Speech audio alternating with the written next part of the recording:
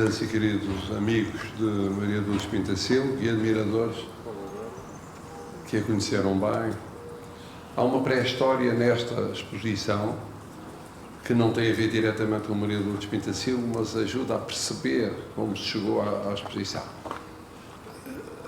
O Museu da Presidência começou há uns anos a evocar os presidentes da República, da Primeira República.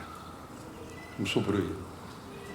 E aqui tivemos exposições sobre Manuel Arriaga, sobre Lânio Machado, sobre outros presidentes da Primeira República, e foi, aliás, logo aí muito tocante ver o interesse das escolas, dos jovens, perante uma realidade que desconheciam, mas depois ver cruzarem-se os descendentes dos antigos presidentes, netos já de uma idade avançada e que não se conheciam. E de repente caíram nos braços uns dos outros. E aqui, cá esteja hoje, descendente de um desses presidentes, foi um pouco a pré-história desta exposição. Mas esta exposição quis ir mais longe. Porque Maria Dulce Pintacilgo não foi Presidente da República Portuguesa, mas é quase como se tivesse sido. E aqui entro em algumas memórias pessoais. Todos nós que aqui estamos fomos amigos da Maria Dulce Pintacilgo e, quando amigos, inevitavelmente admiradores. Eu conhecia, era adolescente, era como se chamava na altura, não havia jovens. Era adolescente nos anos 60, quando ela fez a sua primeira grande viragem, que foi pôr fim a um ciclo da ação católica e projetar o catolicismo português para um outro mundo. Ela representou o Vaticano II em Portugal, e aqueles que se recordam vagamente do grande encontro da juventude terão presente que ela, com a sua heterodoxia, deu umas dores de cabeça enormes ao então Cardeal Patriarca de Lisboa, com o discurso que era suposto fazer, com um dos dois representantes, o Otero João Salgueiro, da juventude católica portuguesa, que era a ruptura. Ela realmente rompia com aquilo que era ainda maioritário, esmagadoramente maioritário, no catolicismo português. Depois há aquela fase em que ela, a pulso, vai afirmando as linhas do seu futuro legado, como aqui foi dito. É o caso, por exemplo, do papel da mulher. Ela é a primeira presidente, ainda em ditadura, de uma comissão que virá a ser a Comissão da Condição Feminina e para a Igualdade da Mulher, e ela imprime logo ali um traço revolucionário. E, como imaginam, foi uma perturbação enorme que provocou, mas correspondia a uma linha fundamental. Eu não estava a pensar ela ser protagonista, estava a pensar no papel da mulher, no trabalho, na educação, na saúde, na solidariedade social, na política, tudo isso. Depois passa por pouco tempo nas Nações Unidas e aí começa a germinar aquilo que é a sua visão do mundo. Umas décadas antes. Já aqui foi dito, o problema do desenvolvimento sustentável, sem dúvida, mas o problema do empobrecimento de uma parte do mundo, dessa parte do mundo esquecida, a ideia do multilateralismo, a ideia da renovação das organizações internacionais. Todas essas pistas arrancam muito cedo no pensamento de Dulce Pintacilgo e nunca mais a vão abandonar até ao fim. Até ao fim da vida. Tem uma visão, uma cosmovisão, que não existia na sociedade portuguesa. Não existia. Continha uma visão decorrente dessa cosmovisão sobre a Europa, que era uma outra Europa.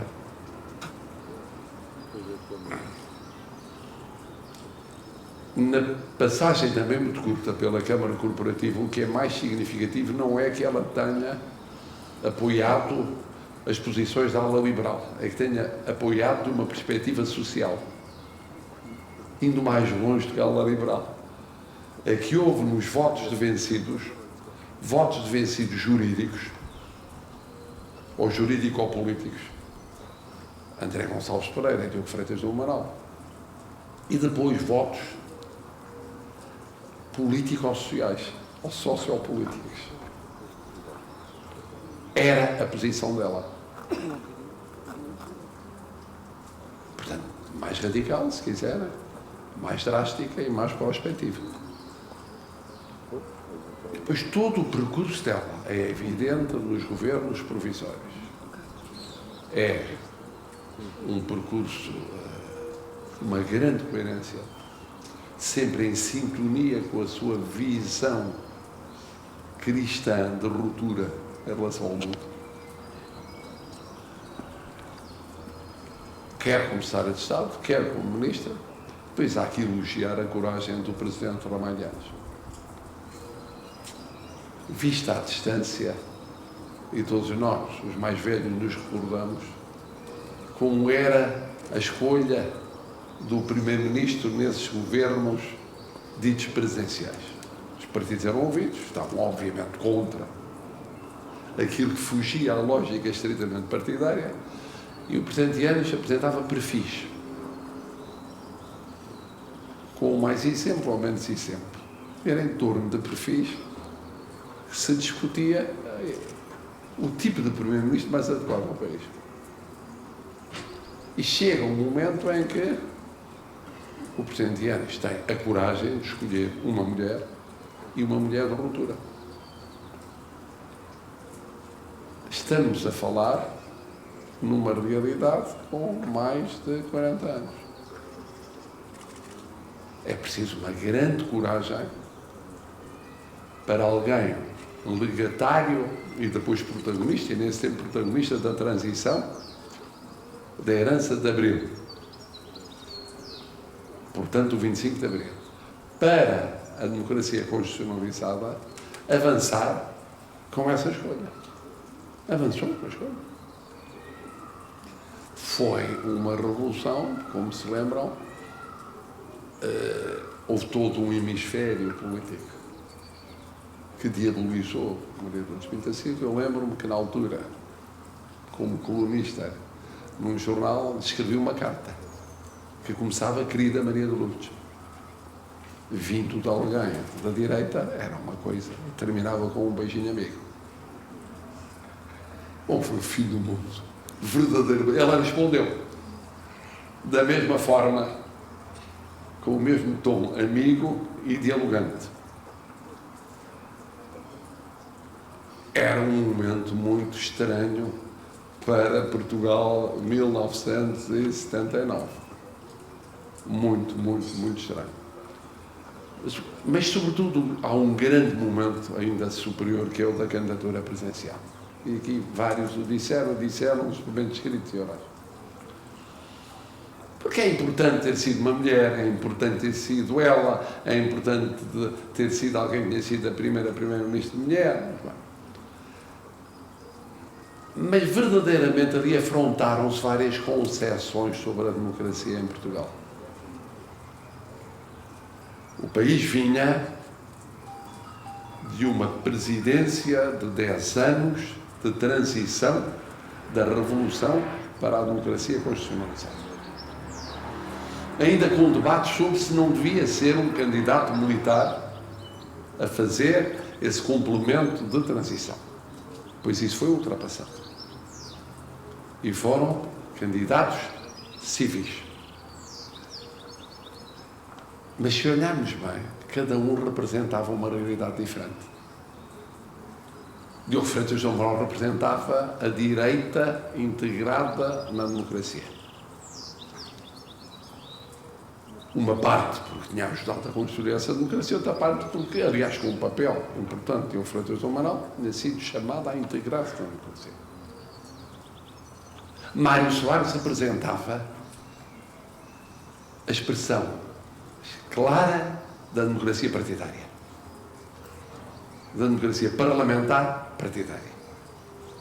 Recordo sempre, quando José Saramago publicou o seu ensaio sobre a cegueira, eu fui um dos apresentadores do livro, com o presidente Mário Soares e com o Barata Moura. Barata Moura fez, naturalmente, uma exposição filosófica e estava cheio o anfiteatro ali da FIL, da antiga FIL,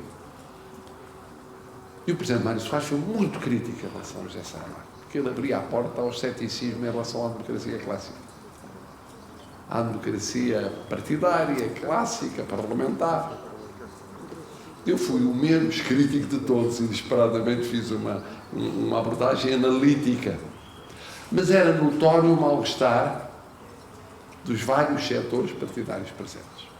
Foi o que aconteceu com a campanha de Maria Lourdes Pinto Silva. A campanha dela era prospectivamente uma campanha de democracia participativa.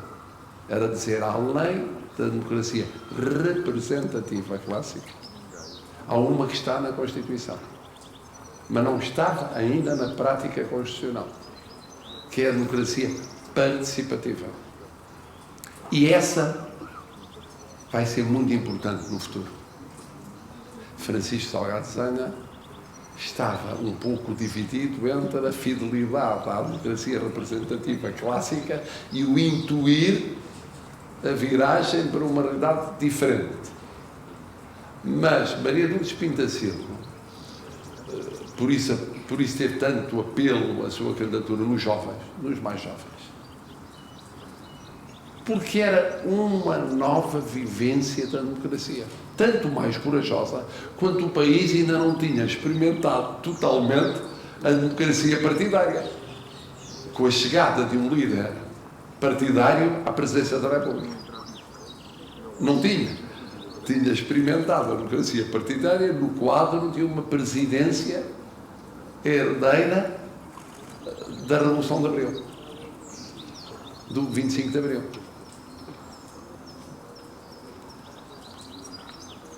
E, portanto, Maria Lourdes Pinto Silva, não só nas ideias, mas naqueles apoiantes que recebeu os quadrantes mais variados de uma nova democracia participativa, mais variados à idade, mais jovens, menos jovens, militares de Abril, como está aí o seu diretor de campanha. Era um tempo novo. Era um tempo novo. E o título da exposição é um título óbvio, mas um título óbvio certo. Ela esteve sempre à frente do tempo dos outros, porque o seu tempo era mais prospectivo que o tempo dos outros. Tem isso a ver com o facto de ela ter uma visão sobre a eternidade construída na Terra muito peculiar. O seu cristianismo é um cristianismo encarnado. E, portanto, já havia eternidade na construção na Terra.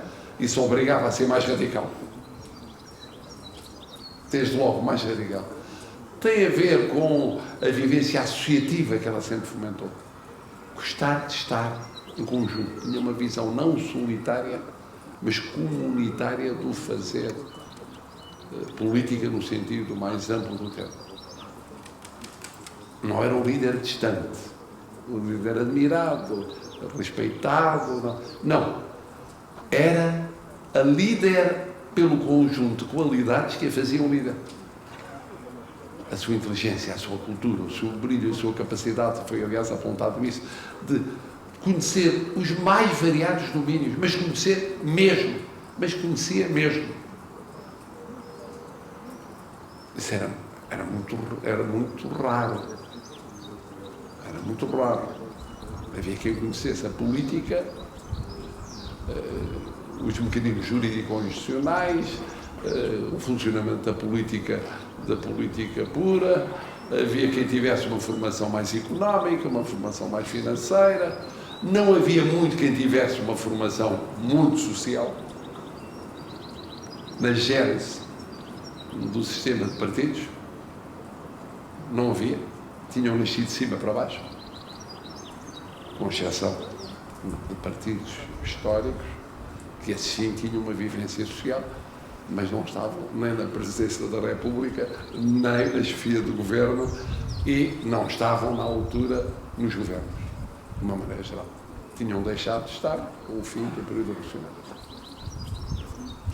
E, portanto, ela, de facto, está à frente do seu tempo e depois tem-se a sensação que a sua vida é uma corrida contra o relógio.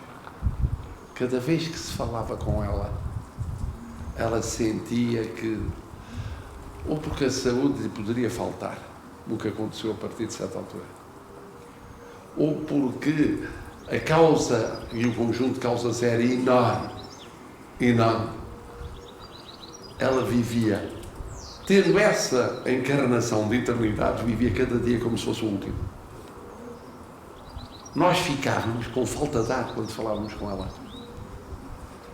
Porque ela estava ali a dizer, mas isto devia ter sido feito.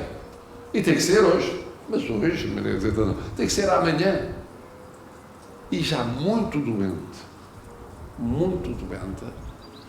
vivia a vida com uma intensidade ilimitada. Ilimitada.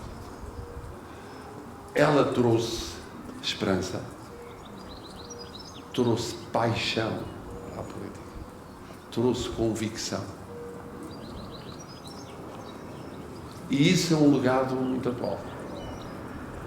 Porque envolvidas muitas décadas, o que acontece com os sistemas é que ao envelhecerem, perdem esperança, perdem paixão, perdem aquilo que ela encarnou. E por isso é um grande serviço cívico recordar Maria de Lourdes Pinto-da-Silva. É um grande serviço cívico. Porque não falta gente mais jovem ou menos jovem que queira ver mais paixão e mais esperança e mais futuro e mais prospectiva em Portugal.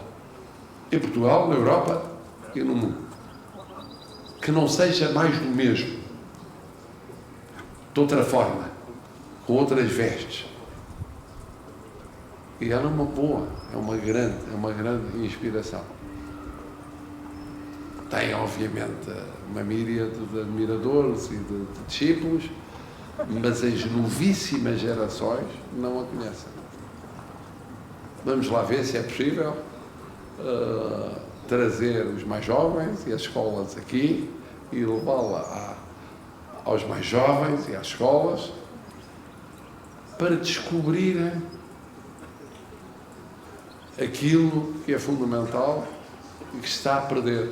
Está-se a perder a descoberta do 25 de Abril, está-se a perder a descoberta da construção da democracia, está-se a perder a descoberta dos grandes valores da democracia e está-se a perder essa paixão e essa esperança e essa capacidade ilimitada de mobilização que ela tinha.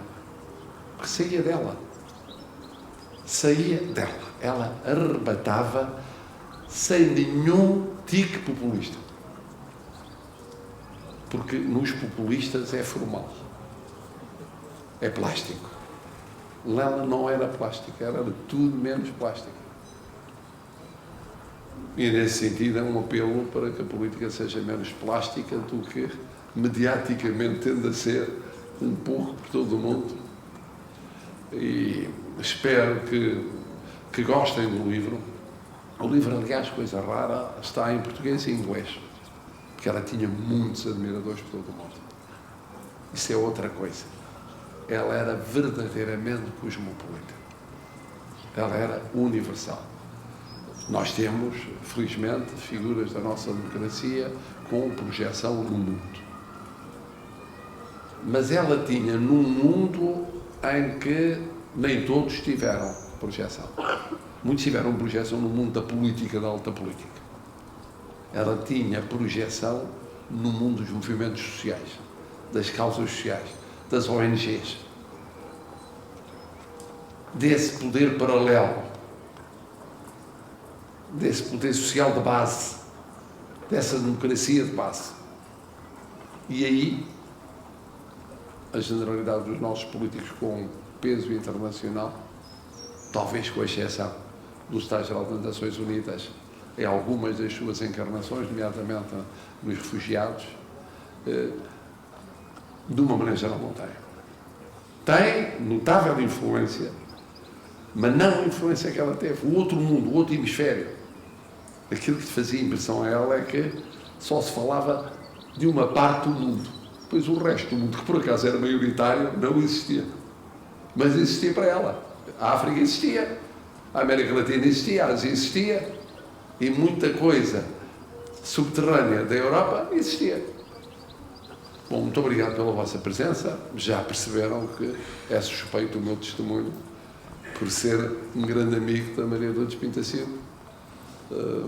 Mas, enfim, descontado isso, acho que é justo tudo aquilo que nos reúne e nos leva a admirá-la ainda hoje tanto e a sentir uma enorme, enorme saudade daquelas conversas intermináveis, daqueles telefonemas intermináveis, daquela tentativa de recuperar o tempo perdido, que é o que ela tentava fazer para Portugal, para a Europa e para o mundo. Obrigado.